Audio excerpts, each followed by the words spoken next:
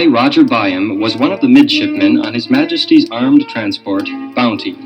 On the 23rd of December, 1787, the Bounty sailed from Portsmouth, England, on as strange and eventful a voyage as ever befell an English ship. Her errand was to proceed to the island of Tahiti in the Great South Sea, there to collect a cargo of young breadfruit trees for transportation to the West Indies.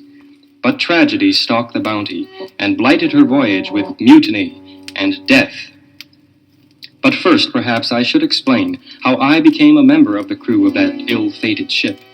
My experiences on the Bounty were a far cry from my peaceful life at Widdicombe, where I had been born, and where I had lived for almost 18 years.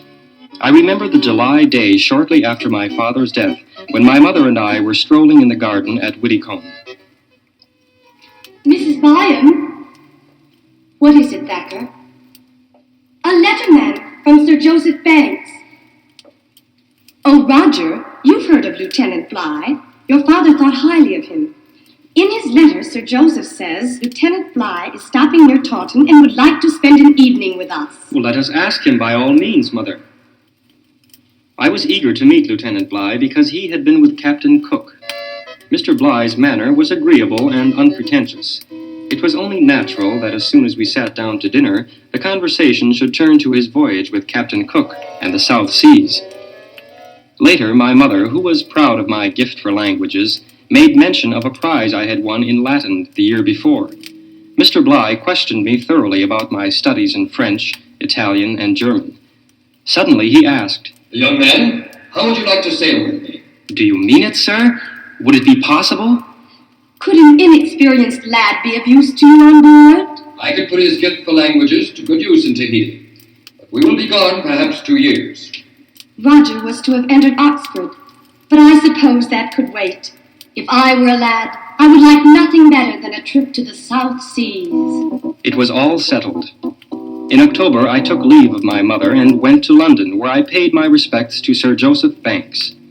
He was a former explorer and much interested in the trip I was about to take. Mr. Byam, this is my own vocabulary of the Tahitian language, but it is most inadequate. I have Bligh's promise to give you whatever time you need to make a really good dictionary of their language. It should be of great value to traders. I am very much interested in languages, sir. I hope I won't disappoint you. I took the coach from London to Spithead late in November. Upon reaching my destination, I presented myself to Captain Bligh on board the Bounty. Ah, there you are, Mr. Byam. I want you to meet Mr. Christian. Mr. Christian? Mr. Christian is the master's mate. He will show you your quarters and instruct you in some of your duties. Although only a master's mate, a step above a midshipman, Fletcher Christian was of gentle birth, better born than Bligh, and a gentleman in manner and speech. You will be expected to go aloft with the men. Mr. Christian, there you are. What a madhouse. All these women down to see their husbands off, and the rum flowing like water. I'd like to heave the lot of them overboard. You'd better gather a boat's crew for Captain Bligh while there are still a few men sober. A good idea. By the way, Byam, meet Mr. Fryer, the master. Ahoy there, Mr. Fryer. Have you seen Nelson, the botanist? I prescribed a drop of brandy for his rheumatic leg. It's time he took his medicine. He's gone ashore, Bacchus. Mr. Christian showed me to my quarters, gave me my general instructions, and led me back on deck.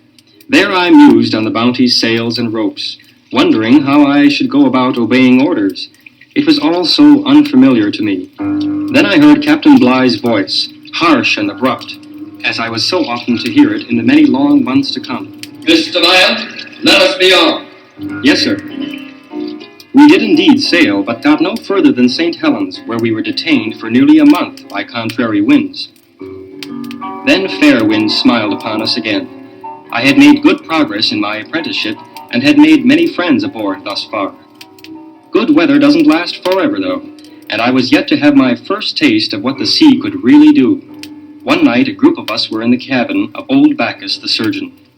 A first-rate man, that Purcell. A better ship's carpenter than ever was. Should you lose a leg, Nelson, Purcell can always make you a better one. Very kind, I'm sure. I hope never to trouble him. I lost my leg in '78. I was on the old Drake. Oops, real storm's brewing. I guess we're in for it, lads. Up with you, Byam. And that was how I came to be aloft. high in the riggings, for the first time in heavy seas, with the Bounty rolling and pitching beneath me in the mighty ocean swell. Are all of you asleep, you crawling caterpillars? Look alive! The rough weather continued for some time.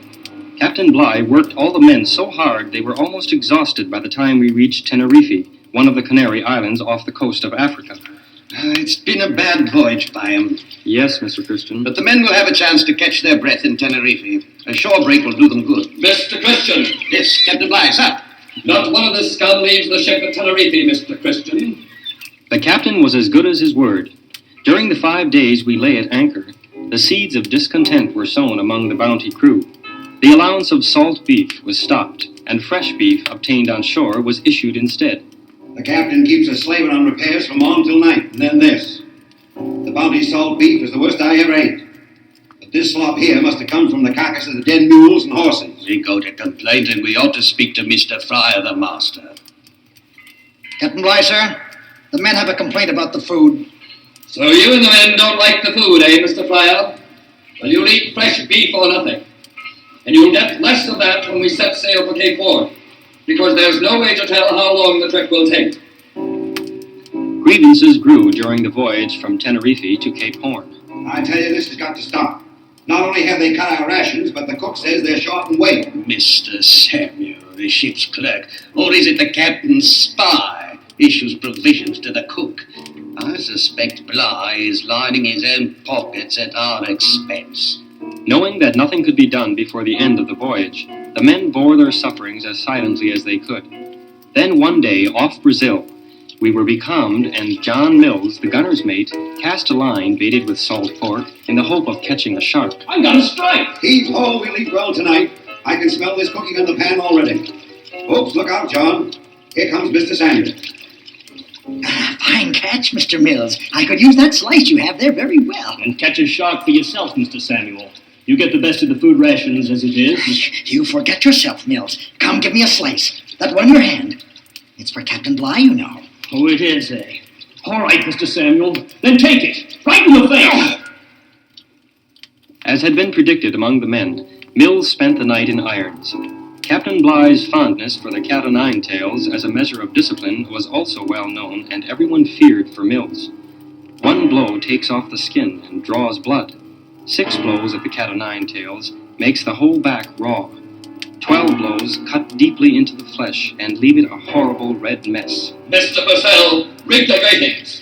Mr. Christian, have Mills taken over there. Mr. Morrison. Yes, sir. 3 dozen for this fine fellow, Mr. Morrison, and see that you lay it on with a will.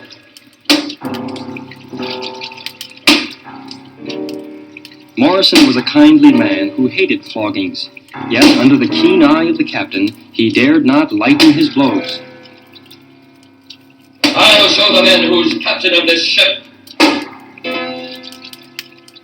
Mills was a strong man, but the 18th blow broke the iron of his self-control. Oh.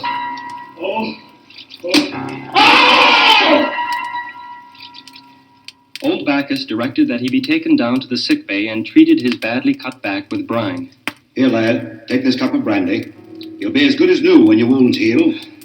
If I had to do it over again, Bacchus, I'd still do the same thing. The months spent rounding Cape Horn were a nightmare, as every day found Bligh's tyranny increasing. Tinkler, who was only a youngster, was kept aloft all night in a blizzard for a minor infraction of rules. Purcell received 15 days in irons when his better judgment as a carpenter conflicted with Bligh's orders. Edward Young, an officer, was given a public flogging for a minor error. One day, I could not avoid overhearing a conversation between Mr. Fryer, the master, and Captain Bligh. Mr. Fryer, himself second in command, was hardly on speaking terms with Bligh, because he suspected the captain of stealing from the men. Mr. Fryer, we will soon be in Tahiti. I desire your signature to this inventory which Mr. Samuel has taken. I cannot sign, Captain, sir. Mr. Samuel has made no such issues of beef as you asked me to acknowledge. You can sign, and what's more, you will. Get out on deck. In his fury, Bligh ordered all hands on deck. Now, Mr. Fryer, here in the presence of the men, sign this book. Mr. Bligh, The ship's people will bear witness that I sign in obedience to your orders. But please recollect, sir, that this matter may be reopened later. Land. I stared ahead at the tiny, motionless projection on the horizon. Tahiti at last. But it was not until the following morning that we finally anchored off Tahiti.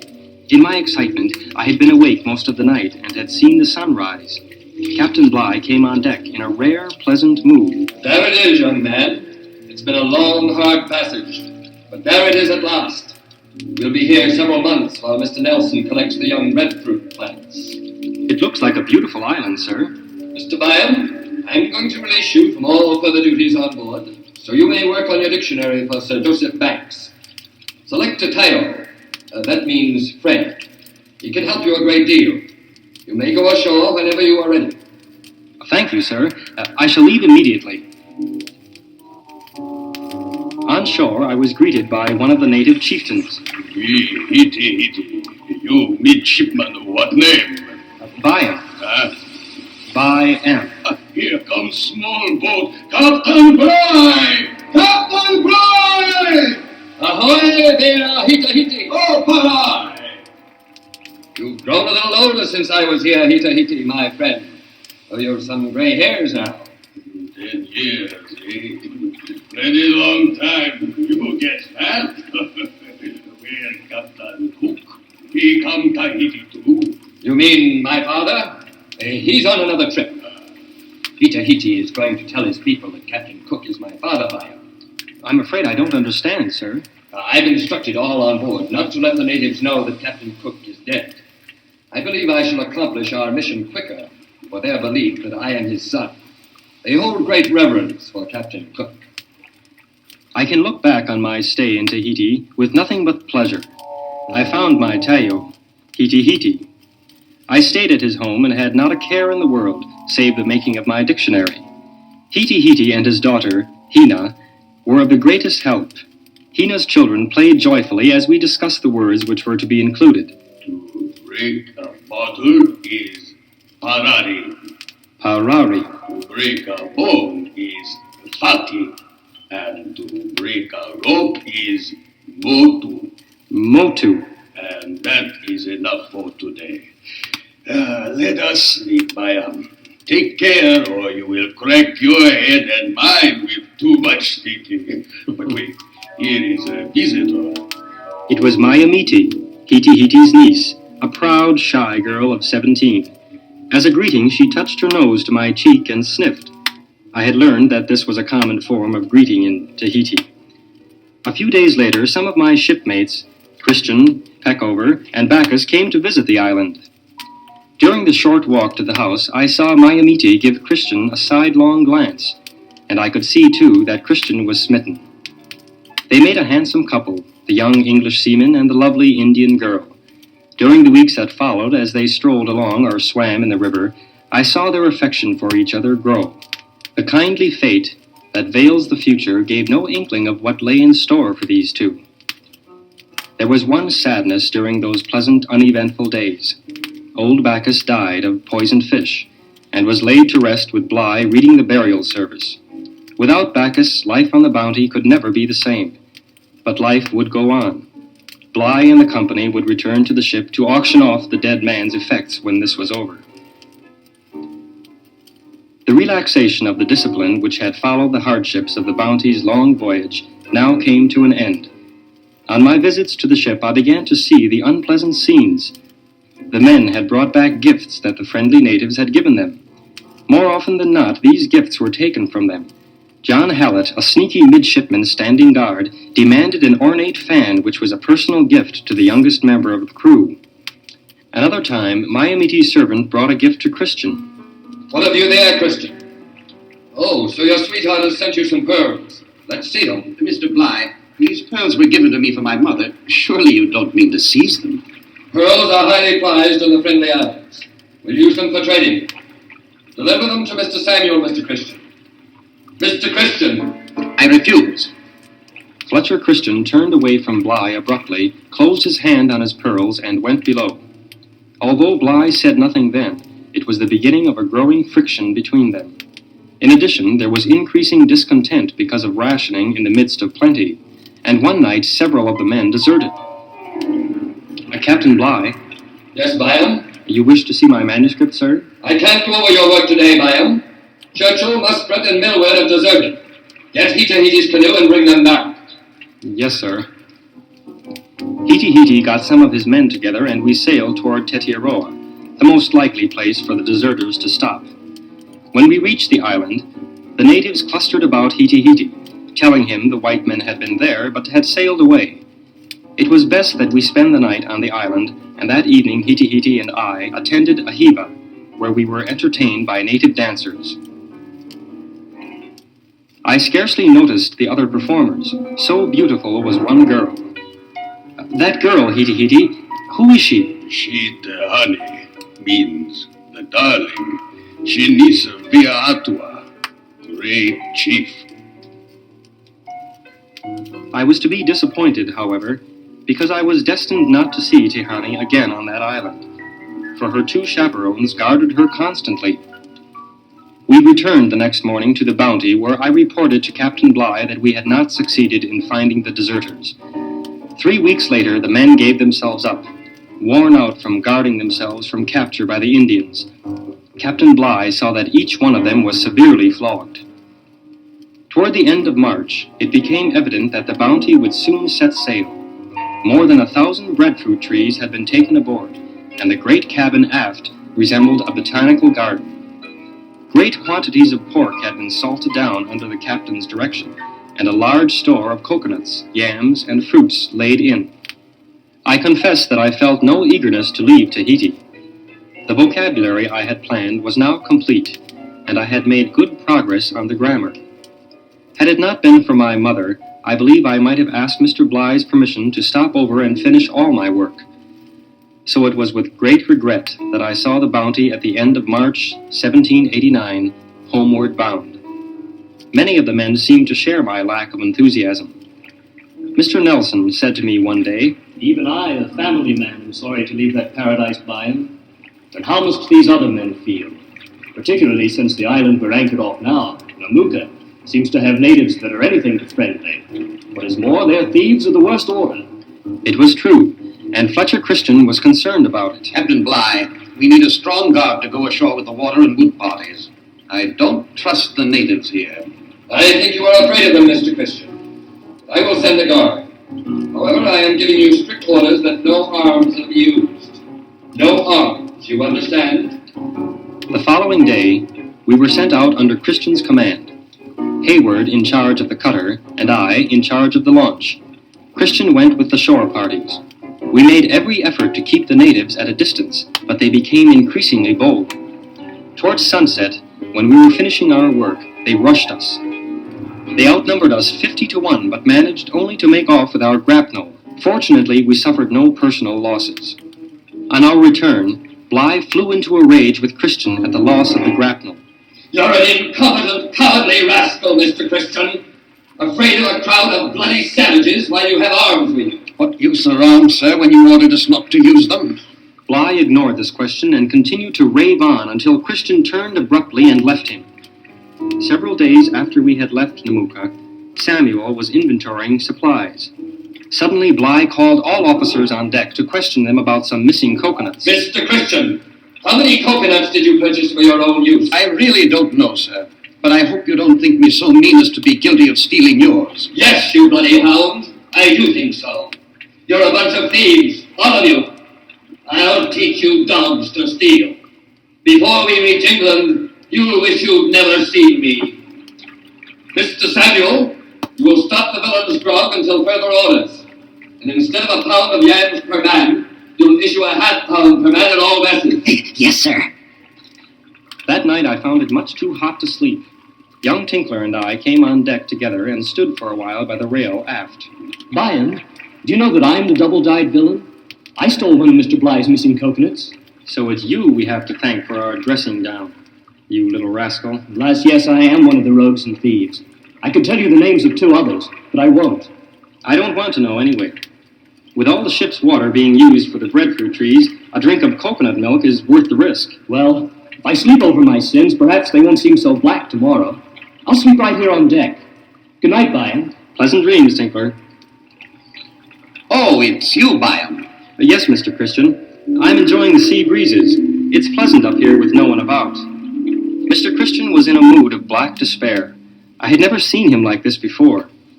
Inevitably, our conversation turned to Captain Bligh. Well, we're in his power, Byam. He considers us so many dogs. There can be no relief. There's something I wish you would do for me, Byam. Of course. You never know on a voyage like this what may happen. If, for any reason, I should fail to reach home, I'd like you to go see my folks in Cumberland. Certainly, Mr. Christian. You can count on me. Good. Then that's settled. Let us shake hands on it. Well, Mr. Christian, you're up late. Oh, Captain Bligh, I didn't hear you coming, sir. It's very warm below, sir. I hadn't noticed it. A true sailor can sleep in an oven if the case requires, or on a cake of ice. Good night. You'd better get below, Byam, and show you are a true seaman. Tinkler, I didn't see you. You and Christian and your gabble. I was just getting drowsy when he came along. Did you hear what Christian said? You mean about notifying his father in case anything happened? Yes. I couldn't help eavesdropping. I went below and settled myself in my hammock. All's well. I was soon asleep. Shortly after daybreak... Byam, wake up! Wake up! What's up, Churchill?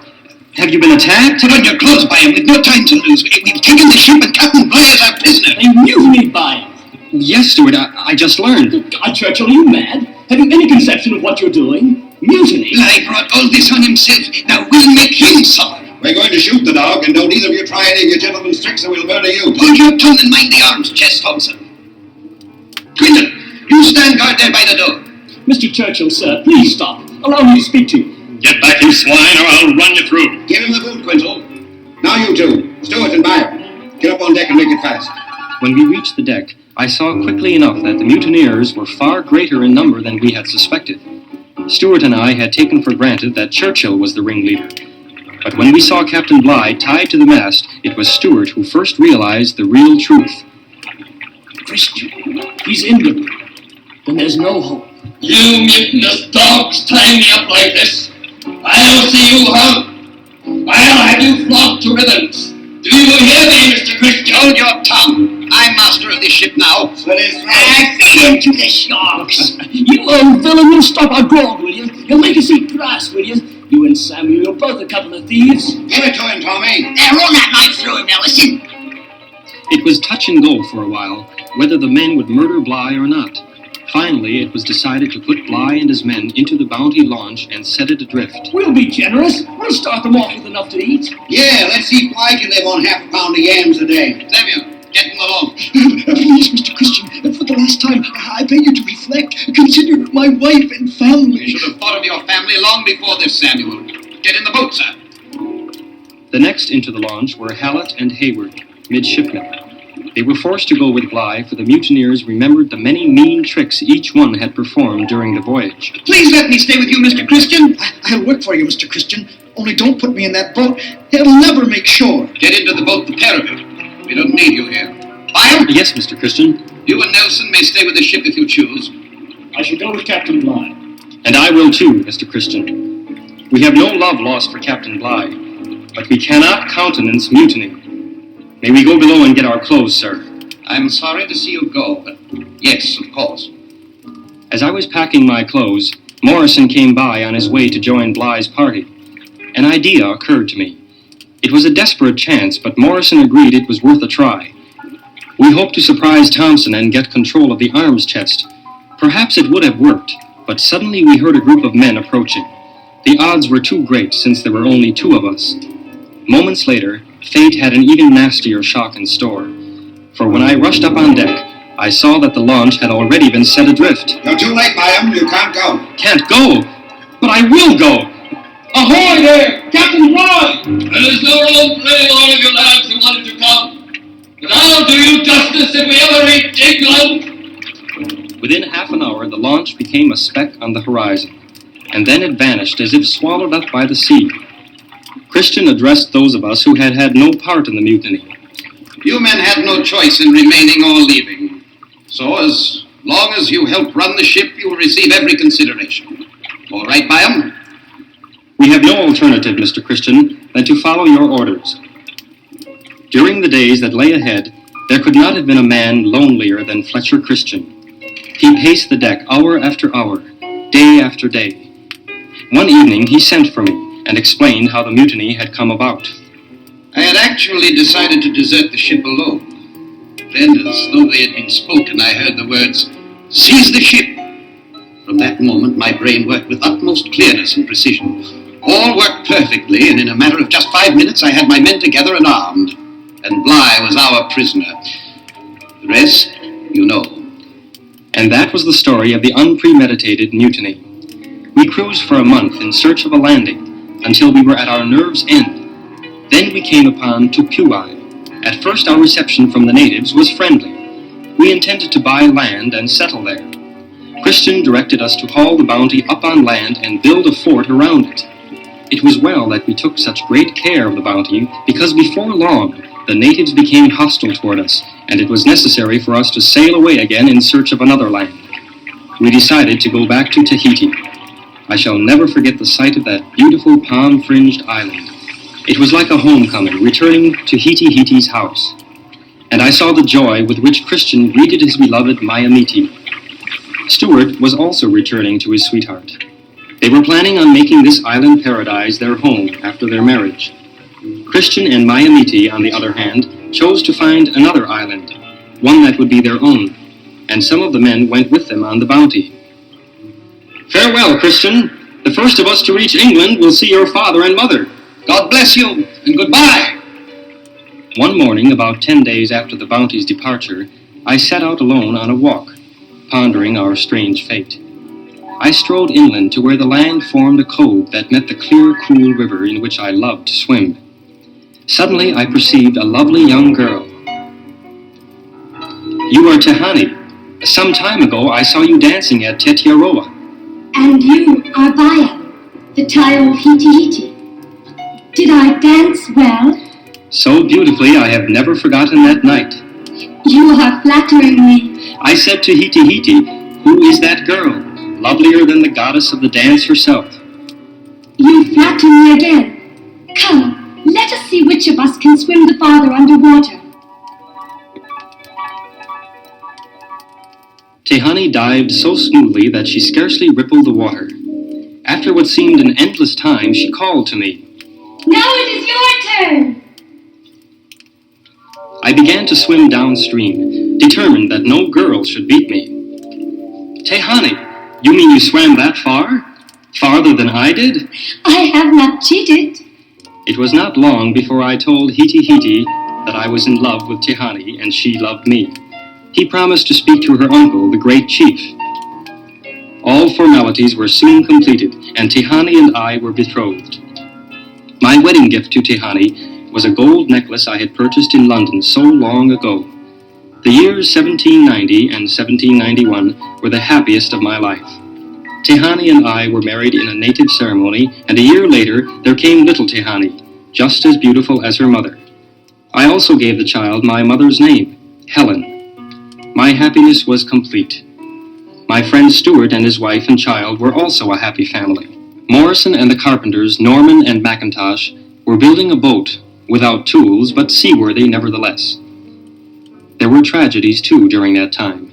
In a fit of madness, Thompson shot Churchill and was himself killed by the Indians. Then, early one morning in the middle of March 1791, I was awakened by Tuahu, Tehani's brother. I'll wake up! A ship! A ship! All day, Stuart and I watched the ship approaching, until we could tell for certain that it was an English frigate. But what of our wives and children, Byam? I never thought we would ever have to go to England again. I don't know, Stuart. I feel the same as you do. I feel sorry for poor Morrison. He sailed his ship away only 4 days ago. He might have saved himself the trouble and the danger. The ship, the Pandora, was a frigate of 24 guns.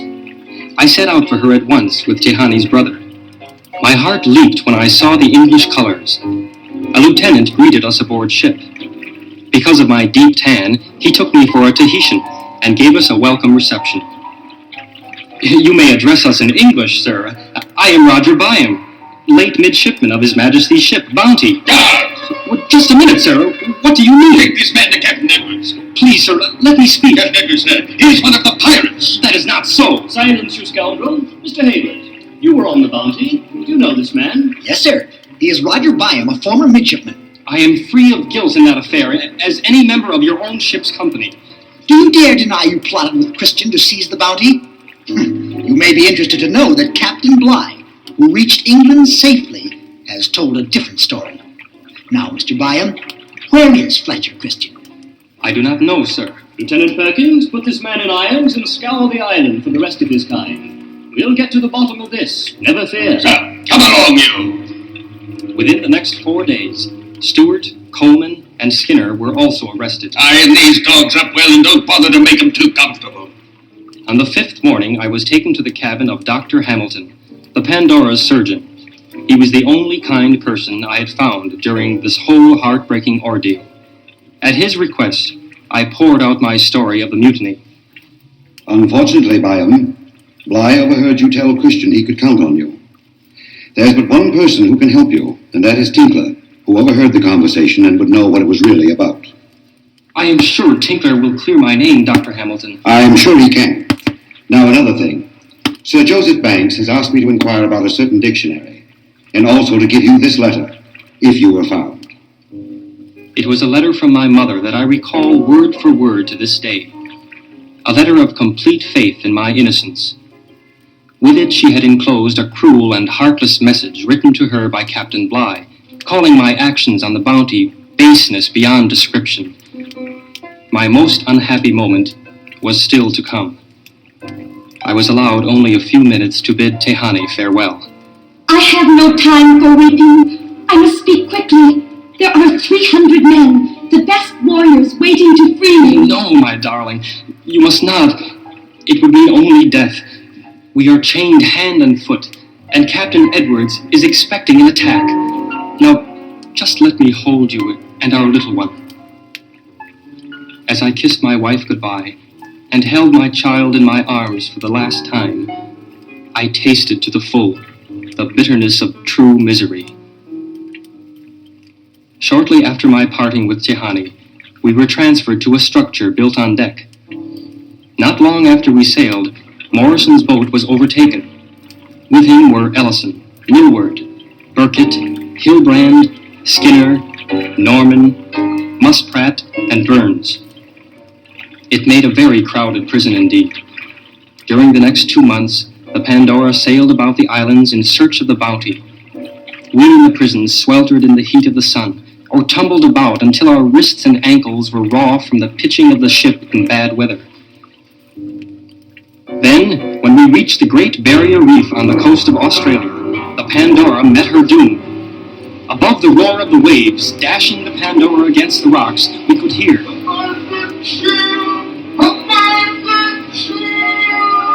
but there was no order to unshackle the prisoners. It was cruel of Captain Edwards to leave us to die like trapped rats. Had it not been for the boatswain's mate, who came back to free us, we would have all been drowned. Clutching my dictionary to me in a waterproof bag, I sprang into the sea. I saw a spar fall and strike Stewart, but I was powerless to help him. I knew I had lost the best companion a man ever had. Eventually, the ship's small boats picked up many of us, and we made our way to a barren island where we blistered in the heat of the relentless sun. 33 of the ship's company and 4 prisoners had been lost. After days of suffering, we're going to set out for Timor. But as captain of this ship, I wish to remind you prisoners that we have not forgotten you are pirates and mutineers. You are on the way to the punishment you deserve. In the small boats of the Pandora, we made the weary, heartbreaking trip to Timor, more than 1,000 miles away. There we were transferred to a Dutch vessel, and later on to an English ship. On June 19th, 1792, we anchored in Portsmouth Harbor after an absence of 4.5 years, 15 months of which had been spent in irons. We prisoners were placed aboard the Hector. A few days after our arrival, Sir Joseph Banks came to see me. He brought with him a Mr. Graham, an Admiralty lawyer. My first shock was to learn from Sir Joseph of my mother's death. I told Sir Joseph and Mr. Graham my story of the mutiny in detail, and that Tinkler was the only one who could clear me. Sir Joseph promised to begin a search for him at once. I spent the anxious days of waiting by working on my manuscript. At last, a letter arrived from Sir Joseph. My dear Byam, I have learned that Tinkler was lost aboard the Carib Maid in a hurricane near Cuba. It would be useless for me to deny that this is a great misfortune. At last the court-martial began aboard the Duke. Many of those who had sailed with Bligh testified in my behalf, but Thomas Heywood did me irreparable harm. I was aboard the Bounty, and I say that I believe there is no question that Byam assisted the mutineers. On the 18th of October, 1792. Having heard the evidence against you, and having heard what you have said in your defense, this court is of the opinion that the charges have been proved. It doth therefore judge that you, Roger Byam, Thomas Burkitt, John Millward, and you, Thomas Ellison, shall be hanged by the neck until you are dead. We were all condemned men, only awaiting the noose. But for some reason, which we did not understand then, our execution was delayed for several days. And in those few days, by a miracle, Sir Joseph had succeeded in finding Tinkler. Are you there? You're getting off the ship! Tinkler! Why not? Well, Mr. Tinkler, I am Sir Joseph Banks. I just learned that you were not lost at sea. Word came to me of your arrival on this ship. Oh, come with me at once. It's a matter of greatest importance.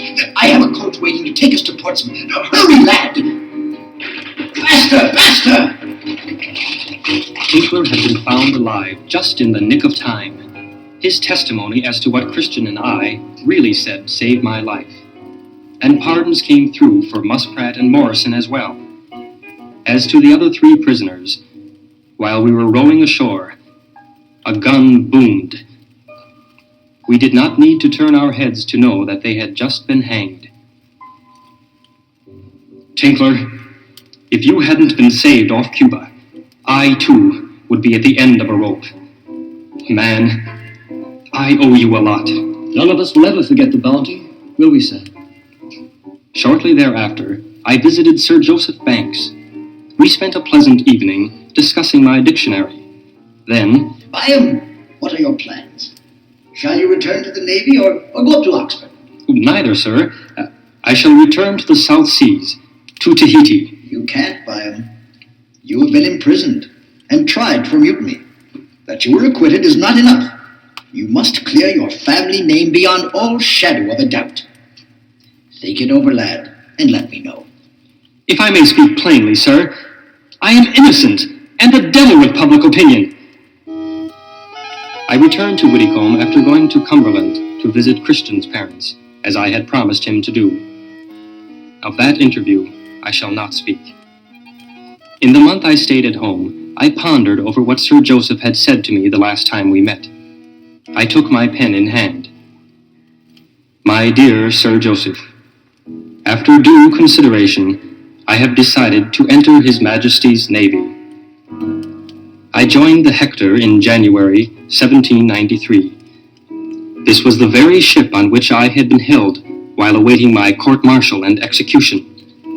I hoped my duties might somehow take me to Tahiti, but I was doomed to delays and disappointments.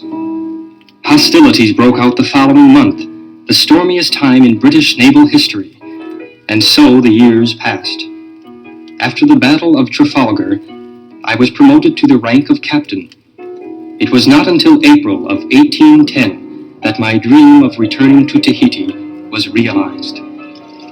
At last we lay anchored off the beautiful island which had become so much a part of me. I reached the shore, and it was quiet, far more quiet than I had ever seen it. It seemed to be inhabited by ghosts rather than people. Only the river was unchanged. The river, and a dream. There was no sign of Hiti-Hiti's house, where I had lived so happily, or of Stuarts either. Wars and diseases brought by European ships had taken their toll. I went to the other side of the island. Everything I remembered was gone. Then, suddenly I saw Tahani's brother. Tuahu! Where is Tahani? And our child? Tahani is dead. She died when you were 3 moons gone. But the child lives. A woman now with a child of her own. You shall see her presently. Old friend and kinsman, I wish to see my daughter, but not to make myself known to her. To tell her that I am her father, to embrace her, to speak to her of her mother would be more than I could endure. You understand? When I saw my daughter, she really was my beautiful Tahani, just as I had known her so many years before. And around her neck, she wore the necklace I had given her mother. I stood speechless with emotion, a mixture of joy and sorrow, pondering what time and circumstances had done with my life. The moon was bright when I went down to my boat, and the place was filled with ghosts, my own among them. I have been retired for 15 years, after 40 years at sea. 7 generations of Byams have lived and died here at Whittycombe. It is strange to think that, at my death, what remains of our blood will flow in the veins of an Indian woman in the South Seas. But I live on here with Thacker to look after me, and my journal, and my memories.